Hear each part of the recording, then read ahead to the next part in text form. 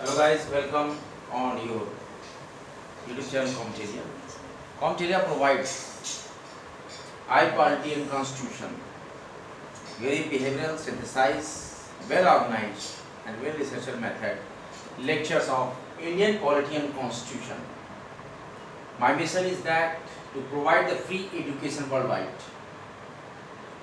Then you study harder and achieve your goal. जब भी विद्यार्थी एग्जामिनेशन हॉल में काफ़ी अच्छी तैयारी करके जाता है, लेकिन कुछ क्वेश्चंस पे कुछ माइन्यूट कंफ्यूजन उसके माइंड में हो जाते हैं और वहीं पर वो थोड़ा सा डिस्ट्रैक्ट हो जाता है, कौन से आंसर सही होंगे। ऐसे ही क्वेश्चंस को हम ट्रैक करते हैं और उस पर वेल बिहेव तरीके से वर्क करके उसको सिंथेसाइज एनालिटिकल एंड रिसर्चल फॉर्मेट में ट्रांसफॉर्म करके इसी तरीके की दिक्कतों को हम दूर करते हैं।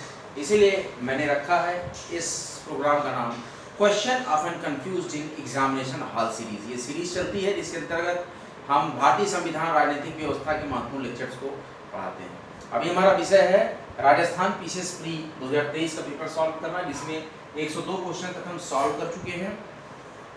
जो भी विद्यार्थी नए हो कृपया चैनल को कॉमटेरिया को सब्सक्राइब करें। आइए स्टार्ट करते हैं। क्वेश्चन नंबर 103, 150 क्वेश्चन है पूरे मिलाकर राजस्थान पीसीएस में।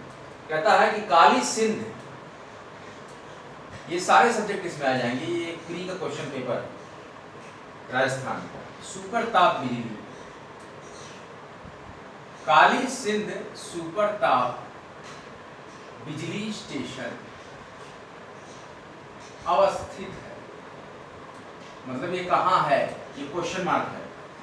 काली सिंध सुपर ताप बिजली स्टेशन अवस्थित है। पहला जो जिला बताया जा रहा है झालावाड़, ये राजस्थान पीसीएस का पेपर है आरएएस का। दूसरा जो ऑप्शन हमारे पास दिया गया है 12, ये सारे जिले हैं, ये सारे जिले। तीसरा जो जिले का नाम दिया गया है ये दिया गया है बांसवाड़ा, और चौथा जो जिले का नाम देखिए यहाँ पे दिया गया है डूंगरपुर। और पांचवा ऑप्शन जैसा कि आप जानते हैं इस बार से आरपीएससी ने रखा है अनुत्तरित प्रश्न, काली सिंध सुपरताप बिजली स्टेशन अवस्थित है क्या झालावाड़ में, क्या बारां डिस्ट्रिक्ट में। ये राजस्थान पीसीएस के अकॉर्डिंग क्वेश्चन चल रहा है। RAS RPSC RAS pre examination which had held on 1st of 2023 set A. Kali Sindh सुपरताप बिजली स्टेशन अवस्थित है झालावाड़ में या बारां में या बांसवाड़ा में या डूंगरपुर में, या पांचवा ऑप्शन है अनुत्तरित प्रश्न। तो देखिए काली सिंध सुपरताप बिजली स्टेशन झालावाड़ डिस्ट्रिक्ट में अवस्थित है। क्वेश्चन नंबर 103 का ऑप्शन 1 करेक्ट है, Jhalawar. Now we have proceed for question number 104। कौन सा सुमेलित नहीं है, देखिए ज्यादातर क्वेश्चन में पूछा जाता है सुमेलित है, तो यहाँ पूछा गया है नेगेटिव में कि कौन सा सुमेलित नहीं है। हमारे पास ऑप्शंस हैं कि कौन से वन्य जीव अभयारण्य की एक स्तंभ है, और दूसरा हमारे पास स्तंभ है कि किस जिले में ये लाई करता है, ये वन्य जीव अभयारण्य, मतलब वाइल्ड लाइफ सेंचुरी इंग्लिश में अगर आप जानना चाहें, और डिस्ट्रिक्ट कंसर्न।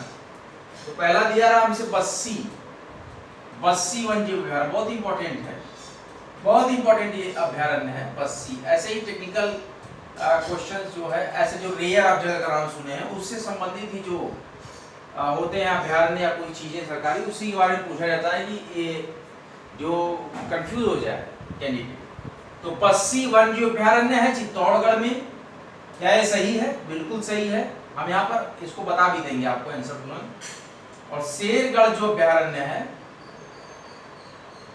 ये किस जिले में है, यहाँ दिया हुआ है बूंदी में। देखिए बूंदी में नहीं है, ध्यान दीजिए विद्यार्थियों, शेरगढ़ वन्य जीव अभयारण्य बूंदी में नहीं है। चलिए आगे बढ़ते हैं, सारे ऑप्शंस को हम देखेंगे, ऐसा नहीं कि हमें आंसर मिल गया तो हम आगे ना देखें। सीता माता वन्य जीव अभयारण्य, सीता माता वन्य जीव अभयारण्य है प्रतापगढ़। देखिए प्रतापगढ़ जगह यहाँ पे भी है, सिर्फ यूपी में नहीं है, प्रतापगढ़ एक जगह है राजस्थान में भी, इसलिए कंफ्यूज ना हो आप। और चौथा है राम सागर वन विहार। तो वन विहार भी वन जीव अभयारण्य एक तरह का इसका नाम है, ये धौलपुर डिस्ट्रिक्ट में बता रहा है। और जैसा कि आप जानते हैं इस बार से आरपीएससी ने एक नया ऑप्शन लगाया है अनुचित प्रश्न, तो वो भी हम याद रखते हैं। कौन सा सुमेलित नहीं है? वन्य जीव अभयारण्य और जिले की बातें करते तो बस्सी चित्तौड़गढ़ में है, शेरगढ़ बूंदी में नहीं होता है, ये नहीं है शेरगढ़ अभयारण्य। सीता माता वन जीव अभयारण्य प्रतापगढ़ में है, करेक्ट है।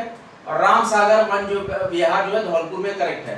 तो हमें बताना था कि कौन सा इनकरेक्ट मैच है, तो हमारा इनकरेक्ट मैच है सेकंड ऑप्शन की शेरगढ़ वन जीव अभयारण्य बूंदी। तो ये नहीं है, तो यही आंसर सही होगा। Question number 104 answer number second is correctly matched. इस 4 का दूसरा ऑप्शन। अब देखिए क्वेश्चन नंबर 105 की हम बात करते हैं। क्वेश्चन नंबर 105 माही कंचन। क्वेश्चन कहता है माही कंचन तथा आरसीबी 911 संकर किस्में है। किस्में का मतलब वैरायटी, किस्में का मतलब किस्में नहीं वैरायटी है, किस्में मतलब कितने प्रकार हैं। तो माही कंचन नाम सुनिए और आरसीबी 911 ये संकर किस्में हैं। किसी किस्में है संकर, संकर मतलब दूसरी चीजों को ज्यादा चीजों का मिश्रण, हाइब्रिड इसको आप बोलते हैं। संकर का मतलब अंग्रेजी हो गया हाइब्रिड। किसकी हाइब्रिड वैरायटी है? पहला दिया गया है यहां पर हमारे पास क्रमशः। क्रमशः का मतलब जिस तरीके से लिखा गया है कि माही कंचन क्या होगी, तो क्रमशः मक्का। तो माही कंचन को बता रहे मक्का, और ये आरसीबी 911 को बताते हैं चावल की। ये क्रमशः का मतलब हो गया। आप दूसरे में भी इसी तरह क्रमशः चलेगा। अब आपको बताना है कि किस किस चीज की प्रजाति। यहाँ पे कहता है कि मक्का है पहला वाला माही कंचन, और दूसरा इसमें बदल दिया कि जौ की प्रजाति है आरसीबी 911। अब थर्ड हमको यहाँ पे देता है कि क्रमशः, तो माही कंचन क्या बाजरा इन्होंने कह दिया कि बाजरा हो सकता है, और तथा दूसरी जो है ये मक्का की प्रजाति बता रहे हैं आरसीबी 911। ये आरसीबी 911, तो आरसीबी को आप रेड ब्लड कार्बोनेट्स मत समझ लीजिएगा, ये दूसरा आरसीबी। अब इसमें चौथा ऑप्शन जो हमारे पास है साइंस के स्टूडेंट के लिए मैंने बताया कि ये रेड ब्लड कार्बोनेट 911 मत समझिएगा। ये आरसीबी का मतलब इसका कुछ ये कोड है कि जो इस बीज की प्रजाति होगी। क्रमशः हम कहते हैं कि मक्का है ये वाला, माही कंचन जो प्रजाति है मक्का की है, और तथा और हम कह रहे हैं आरसीबी 911 जो प्रजाति है वो है बाजरे की। किस्म जो है बाजरा, बाजरे की प्रजाति, ठीक है, किस्म है। हाइब्रिड, ये हाइब्रिड बीज है, हाइब्रिड कैटेगराइजेशन है।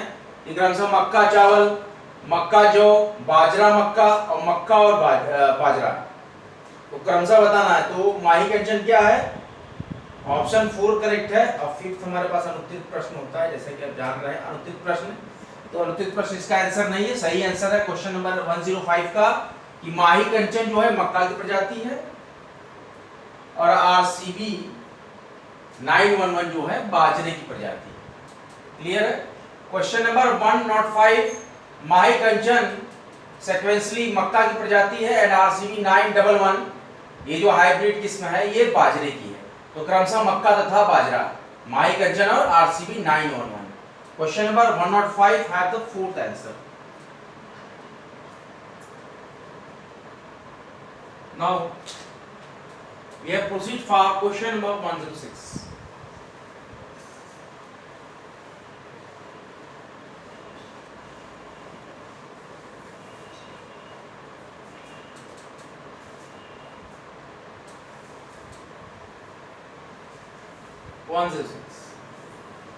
Now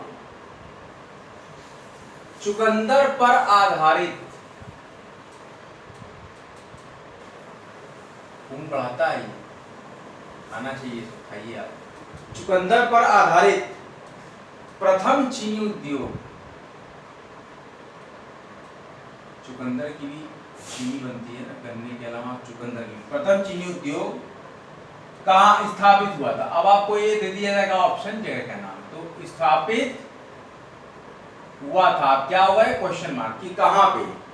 तो हमारे पास ऑप्शंस है, पहला ऑप्शन है क्वेश्चन नंबर 106 का, पहला ऑप्शन दिया जा रहा है भोपाल सागर में,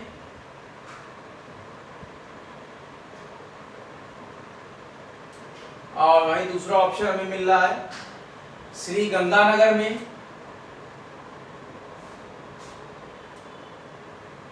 ये राजस्थान में जो है पहले चुकंदर से चीनी बनाई जाती थी, तो पहली चीनी मिल राजस्थान में चुकंदर पे आधारित कहाँ खोली गई थी, क्या भोपाल सागर में, क्या श्री गंगानगर में, क्या उदयपुर में खोली गई थी ये चीनी मिल,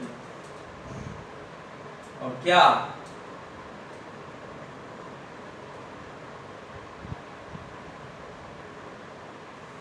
केशो राय पाटन में खोली गई थी, या अनुत्तरित प्रश्न इसका आंसर होगा। तो देखिए, चुकंदर पर आधारित प्रथम चीनी उद्योग स्थापित हुआ था भोपाल सागर में, या श्री गंगानगर में, या उदयपुर में, या केशो राय पाटन में।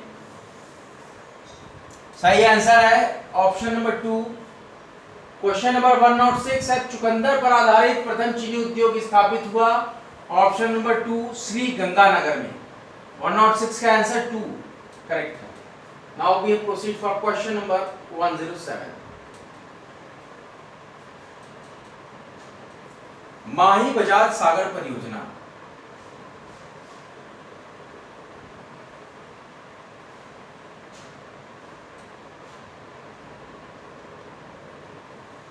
माही बजाज सागर परियोजना एक संयुक्त उद्यम,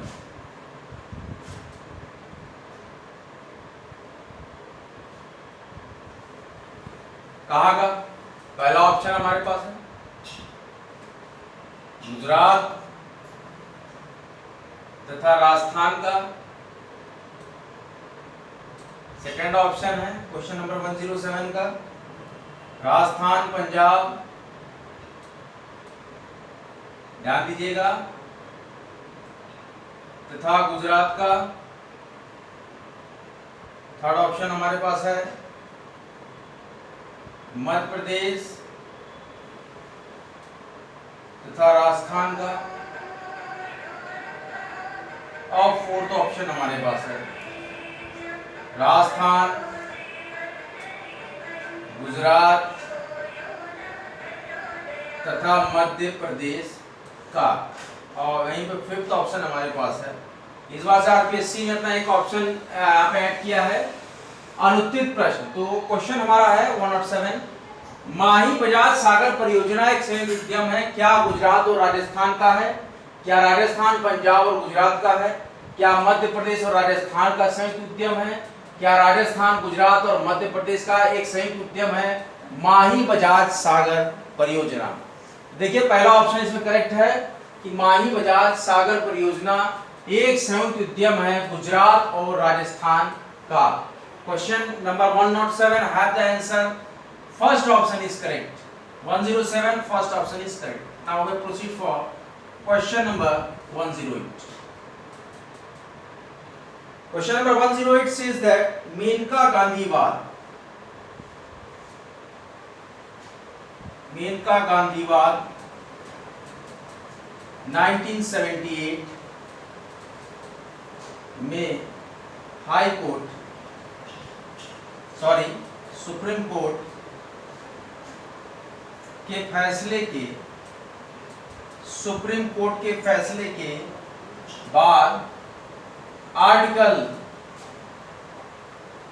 21 के न्यायिक निर्वचन, आर्टिकल 21 के न्यायिक निर्वचन के संबंध में त्रुटिपूर्ण के संबंध में त्रुटिपूर्ण कथन को पहचानिए। क्या कहा गया था, गलत क्या है इसमें, ये आपको बताना। ध्यान दीजिए, मेनका गांधीवाद 1978 में उच्चतम न्यायालय के फैसले के बाद आर्टिकल 21 के न्यायिक निर्वचन के संबंध में त्रुटिपूर्ण कथन को पहचानिए। कथन लिखना है। फर्स्ट, पहला कथन, कानून द्वारा, ध्यान दीजिए बहुत ही बड़ा क्वेश्चन, स्थापित प्रक्रिया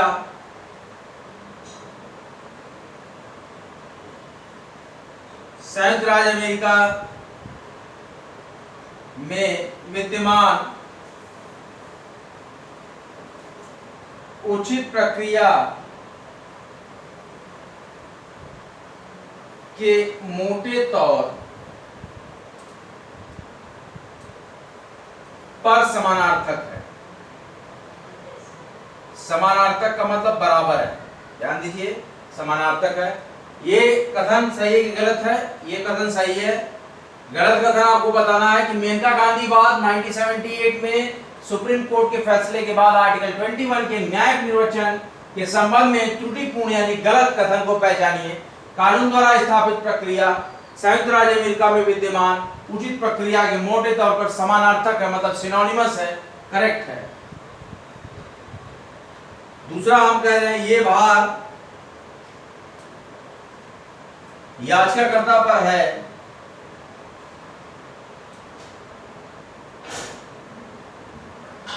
कि वो सिद्ध करे कि जिस कानून की प्रक्रिया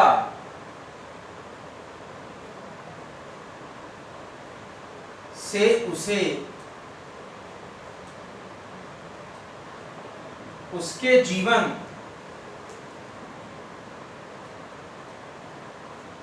या दैहिक स्वतंत्रता, जो आपकी बॉडी है उसकी जो फ्रीडम है, इसको बोलते हैं दैहिक स्वतंत्रता, आपकी बॉडी से वंचित किया गया,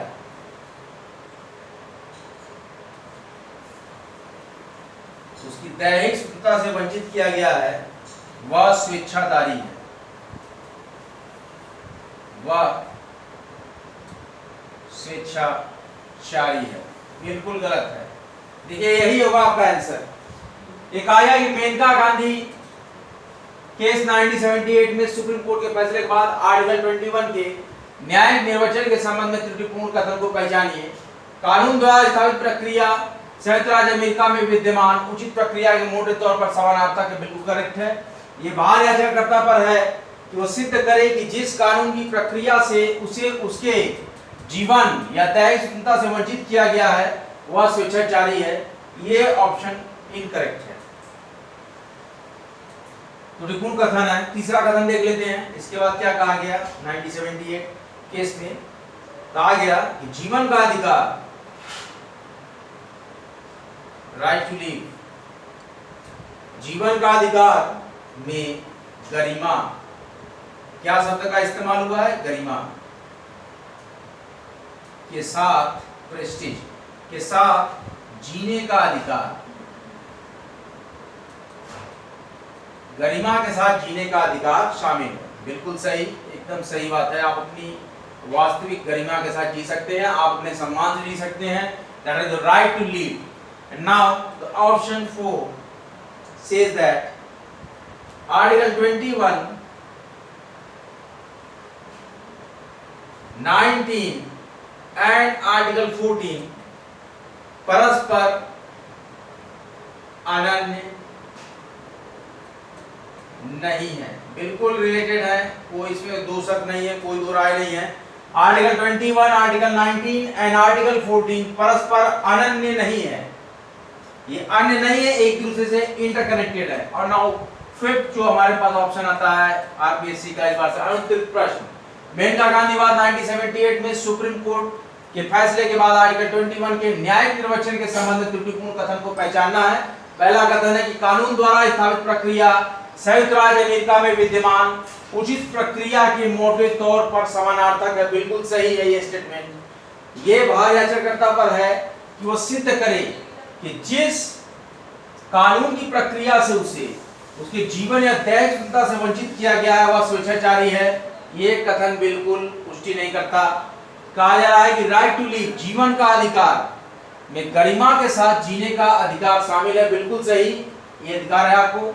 अनुच्छेद 21, अनुच्छेद 19 और अनुच्छेद 14 परस्पर अनन्य नहीं है, बिल्कुल सही, ये परस्पर अनन्य नहीं है, ये अनन्य नहीं है, ये एक दूसरे से इंटरकनेक्टेड है।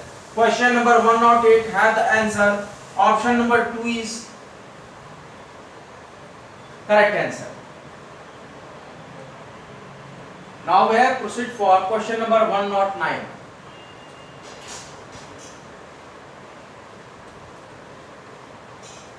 Question number 109. We have solved the Rajasthan PCS preliminary examination which had held on 1st of 2020. Question number 109 says that Nathmal ji की हवेली अवस्थित है। नथमल जी की हवेली अवस्थित है, question mark. First option Bikaner, second option Barmer, third option Jaisalmer and the fourth Jodhpur. Now fifth option as you know that अनुत्तरित प्रश्न, नथमल जी की हवेली अवस्थित है, पहला ऑप्शन बीकानेर में है या बाड़मेर में है या जैसलमेर में है या जोधपुर में है या फिफ्थ ऑप्शन हमारे पास आ गया है अनुत्तरित प्रश्न। ये question number 9 has the correct answer, Nathmal ji की हवेली अवस्थित है जैसलमेर डिस्ट्रिक्ट में। Question number 109 has the answer, option number 3 is correct, 109 का 3 करेक्ट है। Now we have question number 110। Bharat की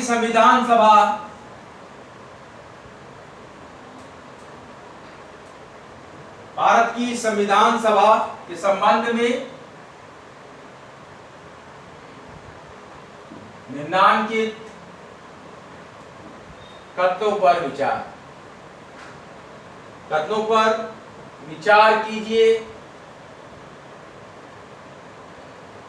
पहला ऑप्शन रोमन में है, पहला फर्स्ट, संविधान सभा का अंतिम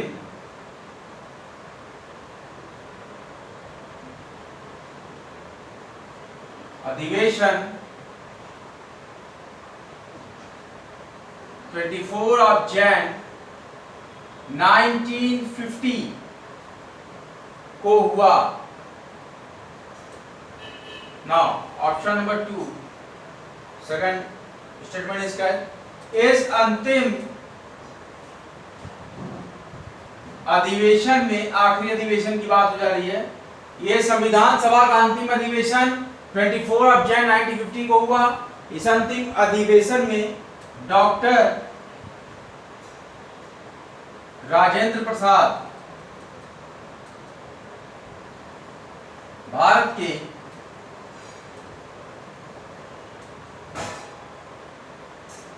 राष्ट्रपति पद पर विधिवत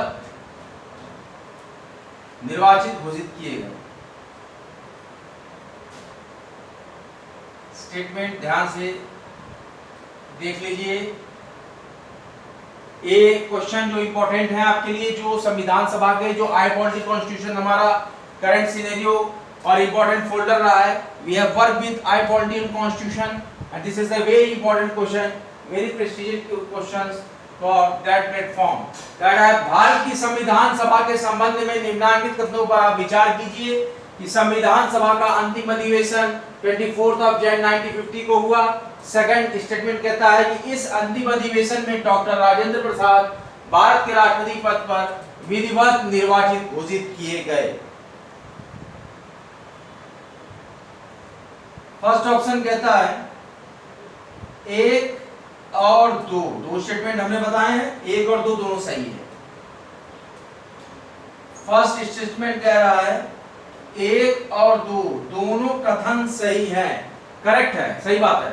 भारत की संविधान सभा के संबंध में कि कहा कि संविधान सभा का अंतिम अधिवेशन 24 जनवरी 1950 को हुआ, करेक्ट है। इस अंतिम अधिवेशन में डॉक्टर राजेंद्र प्रसाद भारत के राष्ट्रपति पद पर विधिवत निर्वाचित घोषित किए गए, ये भी करेक्ट है। Both the statements are correct. Option number 1 is correct. Now we have look for the another option. क्या दिया हुआ है? ना तो 1 ना ही 2 सही है, ये था दूसरा ऑप्शन। तीसरा ऑप्शन हमारे पास था, हम केवल ऑप्शंस को ले रहे हैं, आंसर हमें मिल चुका है, केवल 1 सही है और फोर्थ ऑप्शन हमें कहता है केवल 2 सही है। ध्यान दीजिए, हमें ऑप्शन मिल चुका है, हम सिर्फ इसको रूटीन फॉलो कर रहे हैं कि हमने पूरा क्वेश्चन पढ़ लिया। और यहाँ पर जैसा कि आप जानते हैं इस बार से आरपीएससी में अनुत्तरित प्रश्न 5th ऑप्शन ये कंफ्यूज करने के लिए डाला गया। तो क्वेश्चन 110 कहता है भारत की संविधान सभा के संबंध में निम्नलिखित कथनों पर विचार कीजिए। कथन 1, संविधान सभा का अंतिम अधिवेशन 24 जनवरी 1950 को हुआ, बिल्कुल सही बात है, इसी दिन हुआ था। इस अंतिम अधिवेशन में डॉक्टर राजेंद्र प्रसाद भारत के राष्ट्रपति पद पर विधिवत निर्वाचित घोषित किए गए, बिल्कुल सही बात, यही बात हुई थी। तो ये दोनों स्टेटमेंट करेक्ट है। हमारे पास यहाँ पे रिक्वायर्ड जो ऑप्शंस दिए गए हैं, फर्स्ट ऑप्शन कहता है first and seconds both are correct है। Question number 110 first option is correct. आज का लेक्चर यहीं तक, अगला लेक्चर लेके बहुत ही हाजिर होंगे। वैकेंसी अपडेट देख लेते हैं।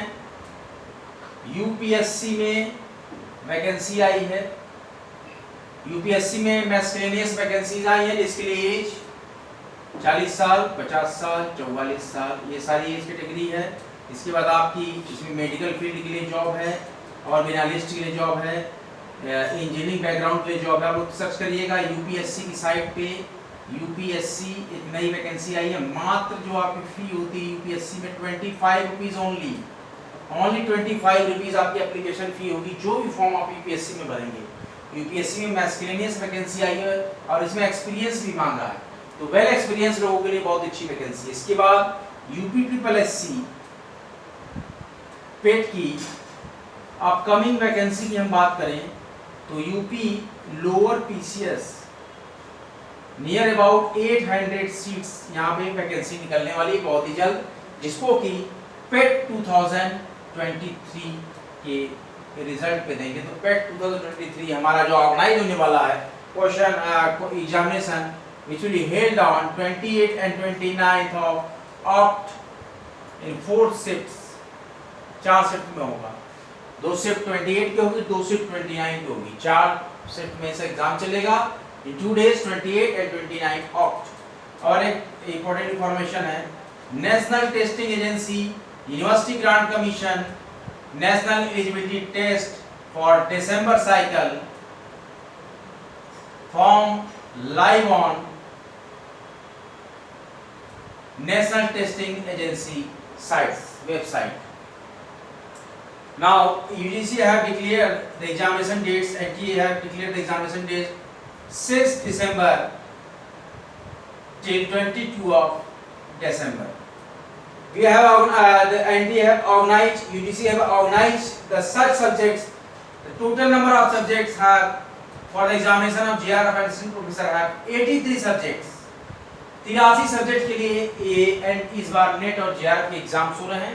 जेआरएफ के लिए इस क्राइटेरिया की जरूरत है, आप अगर जूनियर रिसर्च फेलो के लिए भर रहे हैं आपको मैक्सिमम एज 28 से लेके मैक्सिमम 30 इयर्स तक होगी, और इसके बाद अगर आप असिस्टेंट प्रोफेसर के लिए भर रहे हैं तो इसके लिए नो एज बार, कोई एज बार की जरूरत नहीं है। आप कितना भी नंबर पा जाइए, आपका अगर एज कैटेगरी 30 और 28 इयर्स के ऊपर है तो आपका जो कैटेगराइजेशन होगा असिस्टेंट प्रोफेसर लेक्चरशिप के फॉर्म में आप क्वालिफाई होंगे। एक ही फॉर्म भराएगा, आप यहाँ पे कैटेगरी सेलेक्ट करेंगे अपनी एज के हिसाब से। अगर आपकी उम्र 28 साल से कम है तो आप जेआरएफ के लिए भी टिक करेंगे, असिस्टेंट प्रोफेसर के लिए भी टिक करेंगे। अगर आपकी एज 28-30 साल से ज़्यादा है, कंफर्म कर लीजिएगा एनटी की साइट पे 28 से 30 साल, तो ये अगर इससे ज़्यादा आपकी एज है तो आपका फॉर्म सिर्फ और सिर्फ असिस्टेंट प्रोफेसर के लिए ही एक्सेप्टेबल होगा। आप जेआरएफ के लिए एक्सेप्टेबल होने के लिए आपकी maximum age 28 years 30 years confirm कर लीजिएगा category wise. 28 years he general category के कैंडिडेट्स के लिए है। ओबीसी और SC ST के लिए जो रिक्वायर्ड 3 साल और 5 साल की छूट मिलती है वो JRF में भी आपको जरूर मिलेगी। तो कुल मिला के मैक्सिमम एज आपकी 28 से 31 साल या मैक्सिमम ST SC है तो 33 साल तक ही होगी। उसके बाद से आपको जनरल कैटेगरी में असिस्टेंट प्रोफेसर की इसको आपको मिलेगी, तो क्या 28 पास कर जाएंगे। तो यूपीएससी की इस वैकेंसी को जरूर देखिएगा। इसके साथ ही साथ और भी कुछ ऑर्गेनाइजेशन में वैकेंसी हैं और हमारा all India bar council examination will be held on 29th of Oct, confirm, but the examination form last date have extended till 19th of Oct 2023। 19 अक्टूबर तक फॉर्म की डेट खोल दी गई है। हमारी फॉर्म की जो लास्ट डेट थी 30 सितंबर थी, वहां से फिर फॉर्म की डेट बढ़ी। अब ये फॉर्म की डेट AIB की all India bar council examination had the last date of submission had the 19th of Oct 2023 and we had the examination at the fixed date 29th of Oct 2023। इस तरीके से आपके साथ हम बने रहेंगे और हम आगे judicial advocacy, APO, ADPO, ADA, HDA हर तरह की और हर जुडिशियल की भी तैयारियां कराएंगे जो कि कंपटीशन बेसिस पे होंगी। हम हर तरीके से जुडिशियल और Indian polity constitution and political review के सारे कॉन्सेप्ट और फोल्डर्स पे पूरा वर्क कर रहे हैं। हमारा वर्क अभी फिलहाल चल रहा है union public service commission have a subject of Indian polity, I polity and const.